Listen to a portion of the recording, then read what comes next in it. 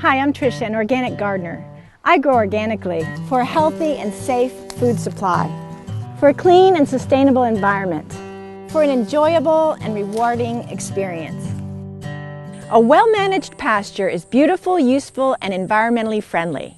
A pasture can have troubles, however, that require intervention. Some common problems that pastures suffer from are weeds, poor water retention, poor growth, and bare spots. These problems are all interrelated, and if you don't have good pasture management, renovation won't help in the long run. Check out our video on pasture management for more information. The first step in determining if your pasture has problems is to make sure that you have enough pasture to graze the animals. This is highly variable, so it's best to consult your local Ag Extension office.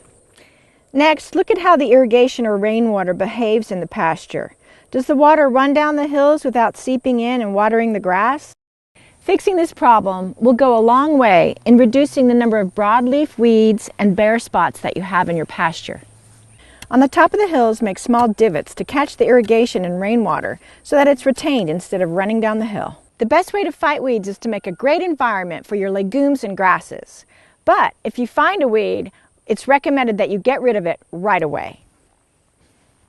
Routine mowing is another strategy to help halt the march of weeds. This is very effective for controlling annual weeds and is part of the strategy for controlling perennial weeds.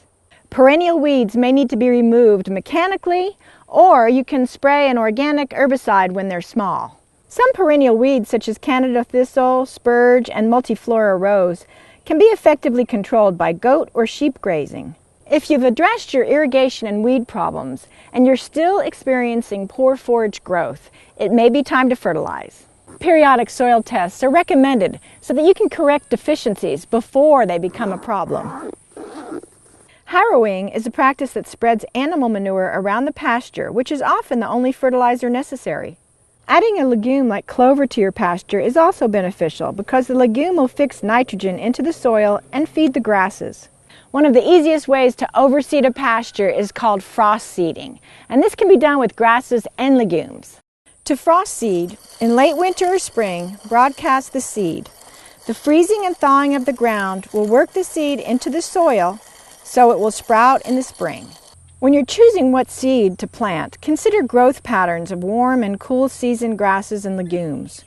For example, if your pasture goes gangbusters in the spring and fall and languishes in the heat of summer, consider seeding sections with warm season grasses.